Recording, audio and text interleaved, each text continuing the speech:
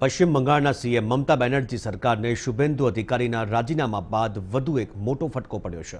મમતા બેનર્જીના મંત્રી લક્ષ્મી રતન શુક્લાએ મંત્રી પદેથી રાજીનામું આપી દીધું છે। પૂર્વ ક્રિકેટર લક્ષ્મી રતન શુક્લા મમતા બેનર્જીના મંત્રીમંડળમાં ખેલ રાજ્યમંત્રી હતા। જોકે લક્ષ્મી રતન શુક્લાએ હાલ માત્ર મંત્રી પદેથી રાજીનામું આપ્યું છે, ધારાસભ્ય પદેથી નહીં। શુક્લાએ હાવડા જિલ્લા અધ્યક્ષ પદેથી પણ રાજીનામું ધરી દીધું છે। શુક્લા હાવડા ઉત્તરથી ધારાસભ્ય છે। પશ્ચિમ બંગાળમાં આ વર્ષે મે મહિનામાં ચૂંટણીઓ થવાની છે, પરંતુ ચૂંટણીઓ પહેલા જ ટીએમસીને ઝટકા પર ઝટકા વાગી રહ્યા છે। પહેલા શુભેન્દુ અધિકારી મંત્રી પદેથી રાજીનામું આપીને પાર્ટી છોડી ચૂક્યા છે અને ભાજપમાં આવી ગયા। શુભેન્દુ ઉપરાંત તેના અનેક સમર્થકો ટીએમસી ધારાસભ્યો પણ પાર્ટીનો સાથ છોડીને ભાજપ સાથે જોડાઈ ગયા અને હવે લક્ષ્મી રતન શુક્લાએ પણ મંત્રી પદેથી રાજીનામું આપ્યું।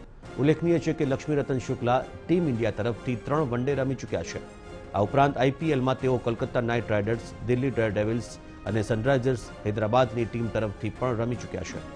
ગત વિધાનસભા ચૂંટણીથી તેમણે રાજકારણમાં એન્ટ્રી કરી અને બંગાળના હાવડા ઉત્તરથી ધારાસભ્ય બન્યા, જે બાદ મમતા સરકારમાં તેમને ખેલ અને યુવા મામલાઓના મંત્રી બનાવાયા। મમતા બેનર્જી સરકારના તેઓ સૌથી ઓછી ઉંમરના મંત્રી હતા।